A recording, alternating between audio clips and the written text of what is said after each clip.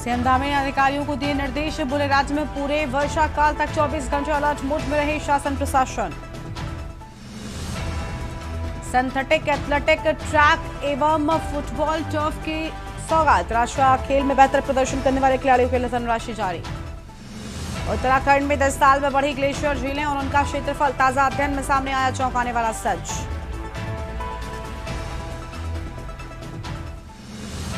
उत्तराखंड लोक सेवा आयोग ने भर्ती परिणाम किया जारी, 12 जनवरी को हुई थी परीक्षा।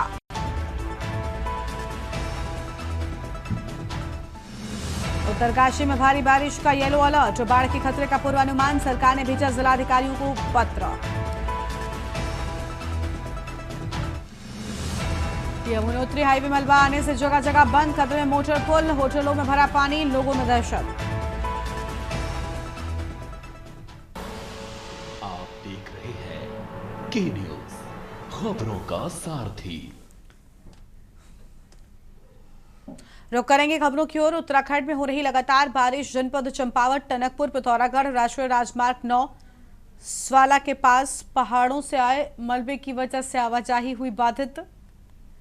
सैकड़ों आने जाने वाले वाहनों को रोक दिया गया है। जिला प्रशासन द्वारा घंटों से उपकरणों के माध्यम से मार्ग खोलने को लेकर मशक्कत की जा रही है। जनपद चंपावत में लगातार हो रही बारिश की वजह से नेशनल हाईवे 106 स्वाला जो डेंजर जोन है वहाँ पे बाधित हो चुका है, जिसमें सड़क सुधारीकरण का कार्य प्रशासन की ओर से लगातार किया जा रहा है, लेकिन भारी बोल्डर आने की वजह से वहाँ पे मार्ग बाधित है, जिस वजह से जनपद चंपावत पुलिस की ओर से सभी यात्रियों को यही अपील की जाती है कि अपने जान माल की सुरक्षा के दृष्टिगत ट्रैफिक डाइवर्जन प्लान जो अमल में लाया गया है उसका तंतोतंत पालन करें।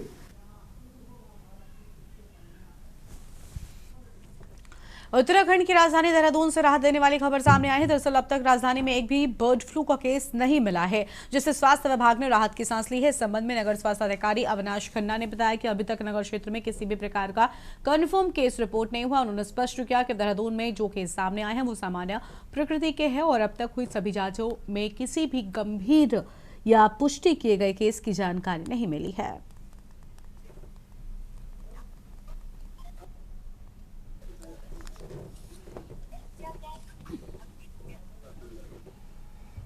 डीएम ऑफिस देहरादून आपदा। हाँ, किया गया नंबर अभी व्यस्त है।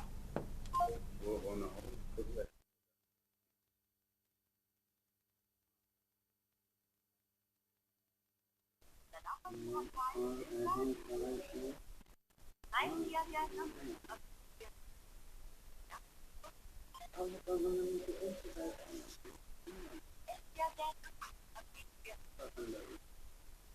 डीएम ऑफिस देहरादून आपदा।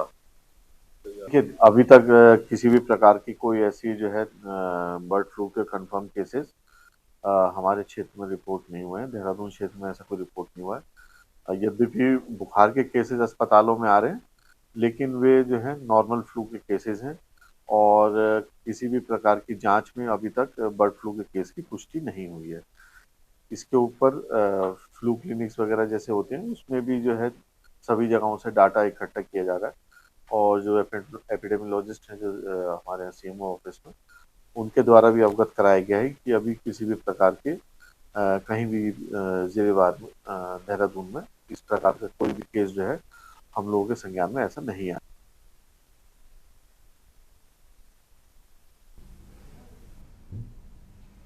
अगली खबर देहरादून से है, जहां पर आरटीओ कार्यालय की ओर से स्पेशलिटी हॉस्पिटल के सहयोग से सड़क सुरक्षा व प्राथमिक उपचार पर विशेष प्रशिक्षण कार्यक्रम आयोजित किया गया। इसमें हॉस्पिटल के विशेषज्ञ डॉक्टर्स ने आम नागरिकों और विद्यार्थियों को जागरूक किया है। प्रशिक्षण में सड़क हादसे के बाद गोल्डन आवर में घायल को कैसे प्राथमिक उपचार देकर नजदीकी अस्पताल तक पहुंचाया जा सकता है, इसकी जानकारी दी गई। आरटीओ प्रवर्तन अधिकारी डॉक्टर अनीता चमोला ने बताया कि इस तरह के कार्यक्रमों में विश्वविद्यालयों से आने वाले विद्यार्थियों को भी शामिल किया जा रहा है, ताकि युवा पीढ़ी भी सड़क सुरक्षा और जीवन रक्षक उपायों के महत्व को समझ सके।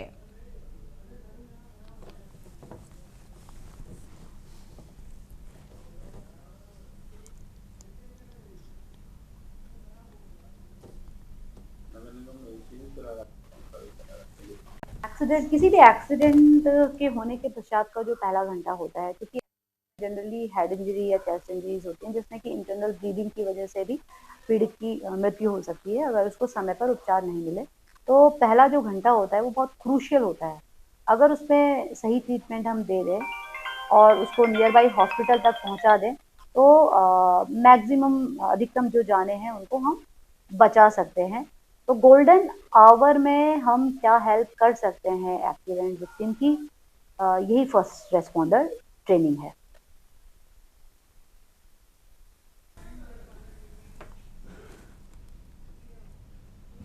नगर निगम देहरादून की नगर आयुक्त नवमी बंसल ने सफाई व्यवस्था का मौके पर निरीक्षण किया। उन्होंने बताया कि निगम की ओर से ट्रैक्टर ट्रॉलियों के माध्यम से शहर के विभिन्न कलेक्शन पॉइंट से कचरा उठाकर डिस्पोजल सेंटर तक पहुंचाया जा रहा है। उन्होंने कहा कि कचरा निस्तारण की क्षमता बढ़ाने के लिए हाल ही में ट्रॉलियों की संख्या में वृद्धि भी की गई है। निरीक्षण के दौरान व्यवस्था की कार्यप्रणाली की जांच की गई। खुले में कचरा न पड़े इसके लिए निर्देश भी साफ तौर पर दे दिए गए हैं। उतनी परसेंटेज तक अगर हम व्यवस्था बना लें, उनको प्रॉपर्ली ट्रेन कर दें और उनको एक अच्छे सबके द्वारा लगातार सफाई अनुभाग के लिए सभी संसाधनों की उपलब्धता सुनिश्चित कराई जाती रही है। और इसी क्रम में अभी नगर निगम ने हाल ही में जो हमारी ट्रैक्टर ट्रॉलीज हैं, जो कि जगह जगह से कलेक्शन पॉइंट से कूड़ा उठा करके डिस्पोजल सेंटर तक लेकर जाते हैं, उन्हीं ट्रॉलीज की संख्या में वृद्धि की थी। आज मौके पर इन्हीं को चेक किया गया कि किस प्रकार से इनकी संख्या में जो कि बढ़ा करके फ्रॉम 40 अब हमने 67 ट्रैक्टर ट्रॉलीज कर दी है, जो कि दिन भर में 3 राउंड्स लेकर, प्रत्येक ट्रॉली 3 राउंड्स लेकर के शहर भर के कूड़े को डिस्पोजल सेंटर तक लेकर जाते हैं। जो हमारा ट्रांसफर स्टेशन है कारगी पर, वहाँ पर हमने मैकेनाइज्ड ट्रांसफर स्टेशन के रूप में व्यवस्था बना दी है। खुले में कूड़ा नहीं पड़ रहा है और कॉम्पैक्टर्स के माध्यम से ये अब शीशमबाड़ा ट्रांसपोर्ट हो रहा है। उसी क्रम में आज मौके पर वार्ड्स में सफाई व्यवस्था का निरीक्षण किया।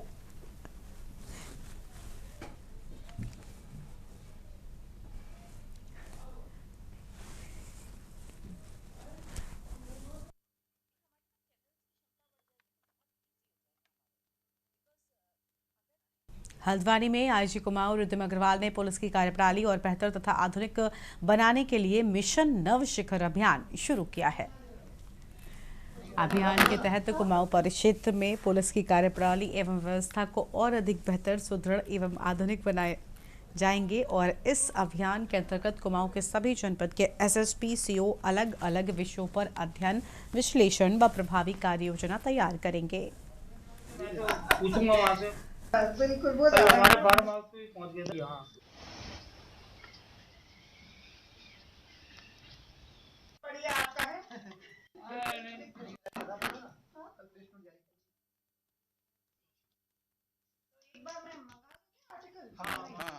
हमने अभी कुमाऊं परिक्षेत्र में मिशन नव शिखर नई ऊंचाइयों की ओर ये प्रारंभ किया है। इसका मेन मकसद यही है कि जो ग्राउंड में हमारे कर्मचारी समस्याएं फील कर रहे हैं, अलग अलग इश्यूज, अलग अलग क्राइम्स को लेकर, वो हमारे तक पहुंचे, हम उसके समाधान के लिए कुछ पॉलिसीज, कुछ रेगुलेशंस बना सकें। इसीलिए हमने कुछ ऐसे टॉपिक सेलेक्ट किए जो बेसिक पुलिसिंग से संबंधित हैं, चाहे वो हमारे नैनीताल जनपद के लिए कैंची मेला की व्यवस्थाएं हो, उससे संबंधित कार्य योजना। उधम सिंह नगर को हमने सड़क दुर्घटनाओं से संबंधित एक कार्य योजना बनाने के लिए कहा है। वैसे ही भारत सरकार ने, स्टेट गवर्नमेंट ने समय समय पर अलग अलग पोर्टल्स बनाए हैं। टेक्नोलॉजिकल इनोवेशंस हुई हैं, एडवांसमेंट्स हुई हैं, परंतु क्या हमारे कर्मचारी उसके साथ कोप अप कर पा रहे हैं? क्या वो उसकी जो ऑब्जेक्टिव है उसको पूरा कर पा रहे हैं?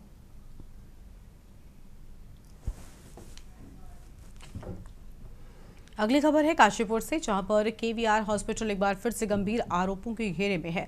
सुल्तानपुर पट्टी निवासी साजिद हुसैन के 6 वर्षीय बेटे अजमीर शेख को मामूली चोट लगने पर इलाज के लिए हॉस्पिटल ले जाया गया। परिजनों के अनुसार अस्पताल में डॉक्टर नवरतन गोला ने बिना विशेषज्ञ की मौजूदगी के मासूम को एनेस्थीसिया का ओवरडोज दे दिया, जिससे उसकी तबीयत बिगड़ गई। हालत बिगड़ने पर बच्चे को वेंटिलेटर पर रखने की बात कही गई। इसी दौरान परिजनों से जबरन कागजों पर हस्ताक्षर कर और अंगूठे लगवाए गए। परिजनों ने आरोप लगाया कि अस्पताल ने मामले को दबाने की कोशिश की। शिकायत सीएम पोर्टल पर की गई है, लेकिन कोई कार्रवाई नहीं हुई है। ये ठीक है।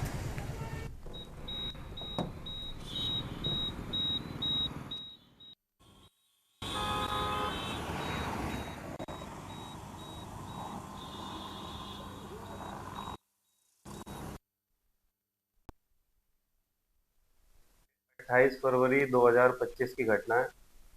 भतीजा मेरा 6 वर्ष का है अजमेर।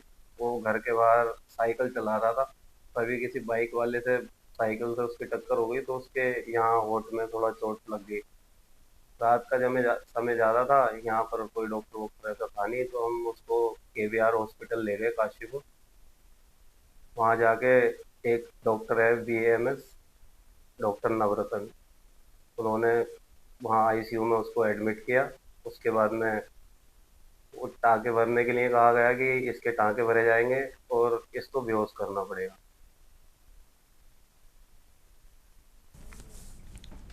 चमोली जिले के नंदनगर ब्लॉक स्थित कुंतरी लग्गा फाली मोहल्ले में अचानक ही भूदसाव के कारण दहशत का माहौल है। शुक्रवार को जमीन पर दरारें पड़ने के बाद से क्षेत्र में एक मकान और 3 गौशालाएं पूरी तरीके से क्षतिग्रस्त हो गई हैं, जबकि 16 अन्य आवासीय भवन खतरे की जद में आ गए हैं। जिलाधिकारी संदीप तिवारी के निर्देश पर शनिवार को उप जिलाधिकारी राजकुमार पांडे के नेतृत्व में तहसील प्रशासन की टीम ने आपदाग्रस्त क्षेत्र का स्थलीय निरीक्षण किया है।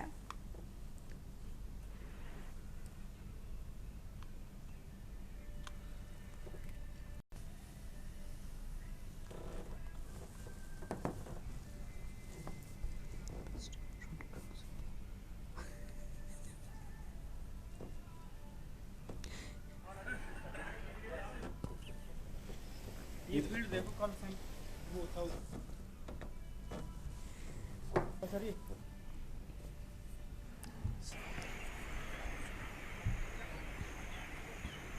लगातार क्षेत्र से शिकायतें प्राप्त हो रही थी कि निजी हॉस्पिटलों द्वारा नियमों को ताक पे रखकर अवैध रूप से संचालन किया जा रहा है और जो भी क्षेत्र की जनता है उसके साथ स्वास्थ्य के साथ लगातार खिलवाड़ किया जा रहा है। इसी के क्रम में आज व्यापक अभियान चलाकर हॉस्पिटल्स का निरीक्षण किया गया और जिसके क्रम में यह पाया गया कि 2 हॉस्पिटल्स में तो OT बने हुए थे जबकि उनकी परमिशन नहीं थी। तो एक जगह OT सील किया गया है, एक जगह तो रजिस्ट्रेशन भी नहीं था, पूरा हॉस्पिटल सील किया गया है। और अभी हम शिवाय हॉस्पिटल के सामने हैं और यहाँ पर भी जब देखा गया तो MBBS डॉक्टर के बिना ही डिलीवरी कराई जा रही हैं, जो कि जनता के साथ वाकई में उसके स्वास्थ्य के साथ एक गंभीर अपराध है।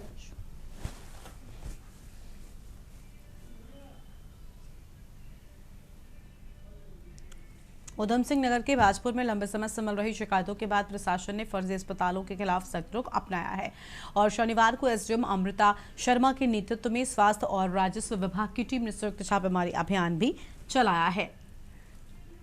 इस दौरान 2 अवैध रूप से संचालित निजी अस्पतालों को पूरी तरह से सील कर दिया गया।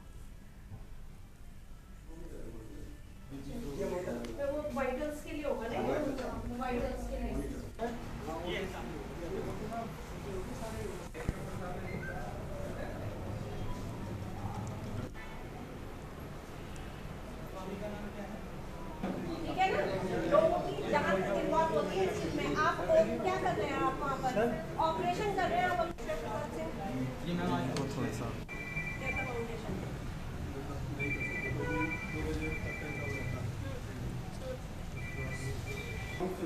डॉक्टर चाहिए और स्टाफ तो जब एक ही डॉक्टर है तो क्या ये हो सकता है? 21/8/25 यही तो मैम, यही तो बता रही थी मैं, 20-21 तारीख में हुआ, यही तो है।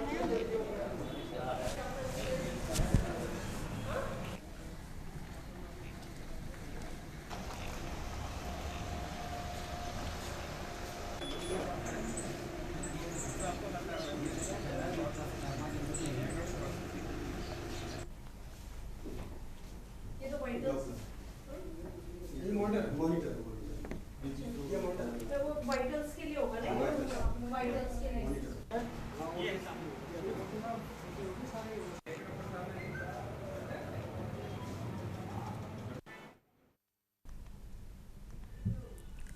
और रुड़की के सत्ती मोहल्ले में उस वक्त माहौल तनावपूर्ण हो गया जब भाजपा पार्षद शिवम अग्रवाल पर एक बुजुर्ग के साथ मारपीट का आरोप लगा। घटना का वीडियो सोशल मीडिया पर वायरल होते ही शहर में हड़कंप मच गया है। बुजुर्ग के परिजन आक्रोशित हो उठे हैं और पार्षद शिवम अग्रवाल के प्रतिष्ठान पर पहुंचकर जमकर हंगामा भी किया है। आरोप है कि वहां उन्होंने पार्षद और उनके पिता मनोज अग्रवाल के साथ भी मारपीट की और पथराव भी हुआ है।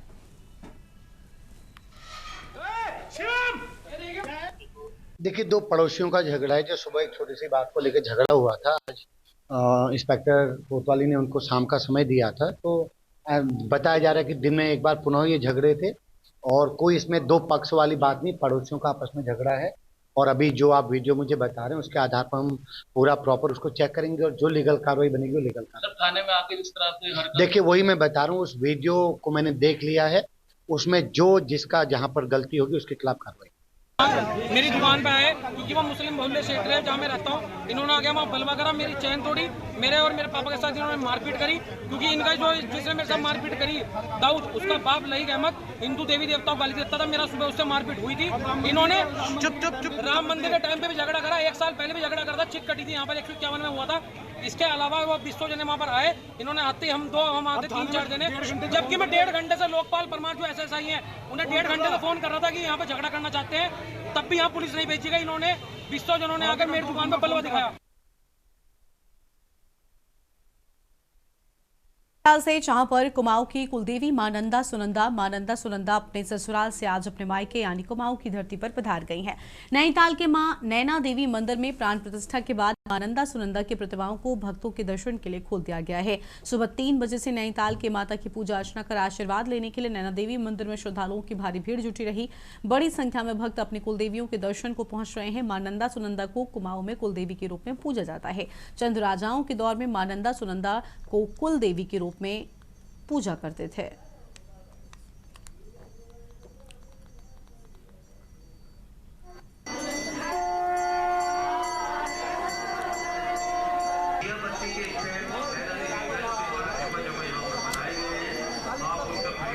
माया जगदम्बा नंदा सुनंदा की आज प्राण प्रतिष्ठा प्रातः काल 2:15 बजे से प्रारंभ हो गई थी और यहाँ पर 4:30 बजे पूरी हुई।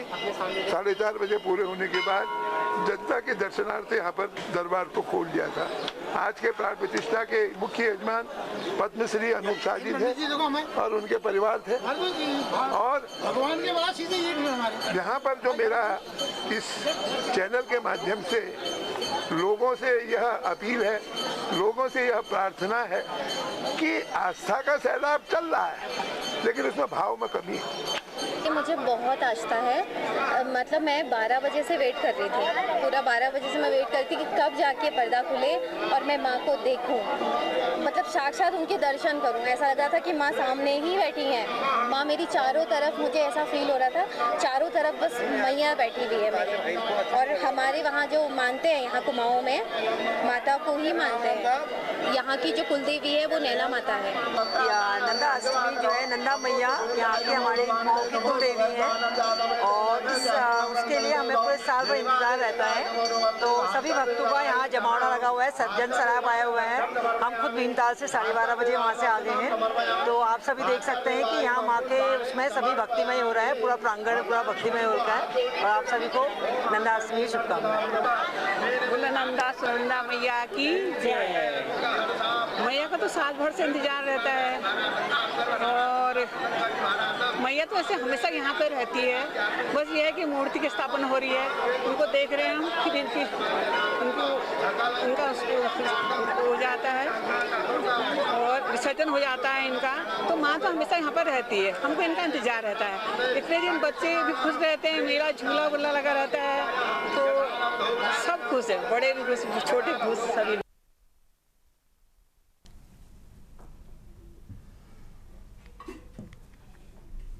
देहरादून में सार्वजनिक स्थानों पर शराब पीने और हुड़दंग करने वालों पर पुलिस ने शिकंजा कसना शुरू कर दिया है। वरिष्ठ पुलिस अधीक्षक देहरादून के निर्देश पर थाना राजपुर पुलिस ने शनिवार को विशेष चेकिंग अभियान चलाते हुए सड़क किनारे, जंगलों और गाड़ियों में बैठकर शराब पीने वालों के खिलाफ कार्रवाई की है। पुलिस ने Sahastradhara road, old Mussoorie road और राजपुर रोड पर चलाए गए इस अभियान के दौरान 40 लोगों को हिरासत में लेकर थाने पहुंचाया है।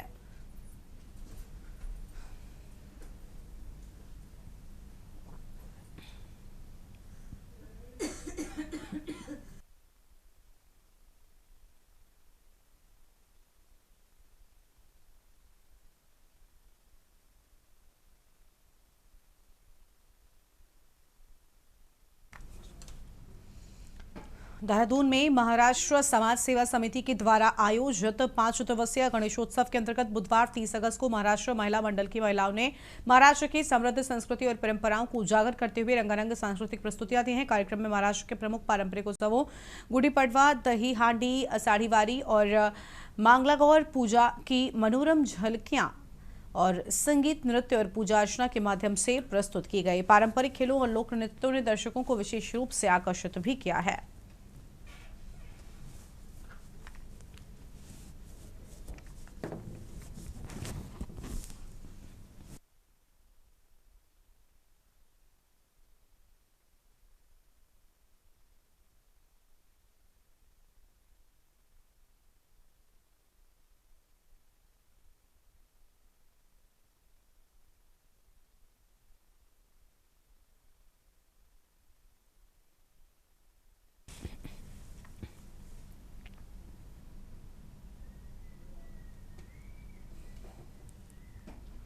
देहरादून में मसूरी डायवर्जन स्थित एक बार के पास पार्किंग को लेकर हुए विवाद ने मारपीट का रूप ले लिया है। घटना में बार स्वामी और उसके बाउंसर्स पर गाली गलौज और हमला करने का आरोप है। पुलिस ने त्वरित कार्रवाई करते हुए 4 आरोपियों को गिरफ्तार कर लिया है। जानकारी के माने तो रेस कोर्स निवासी तरुण वासन ने थाना राजपुर में तहरीर दी कि 28 अगस्त की रात उनकी गाड़ी खड़ी करने को लेकर स्वामी और उसके बाउंसर्स से कहासुनी हो गई। विवाद बढ़ने पर आरोपियों ने उनके और उनके भाई के साथ गाली गलौज करते हुए मारपीट की। दोनों को गंभीर चोटें आई हैं। तहरीर के आधार पर थाना राजपुर पुलिस ने संबंधित धाराओं के तहत मामला दर्ज किया है।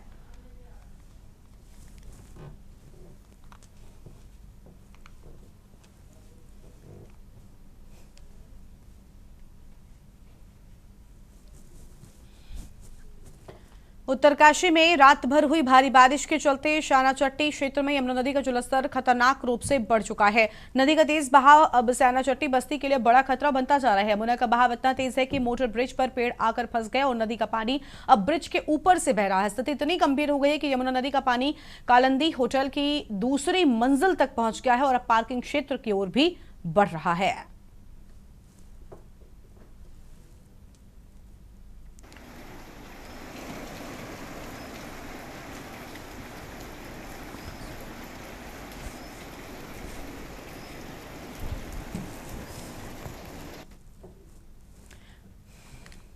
चमोली जिले में बीती रात हुई भारी बारिश का कारण जनजीवन बुरी तरीके से प्रभावित हुआ है।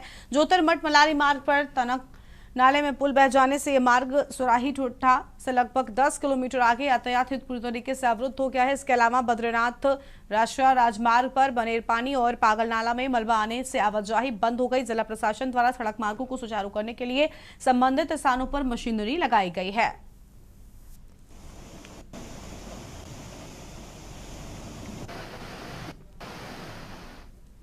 इस बुलेटिन में इतना ही। तमाम बड़ी खबरों के लिए आप देखते रहिए के न्यूज़ इंडिया। नमस्कार।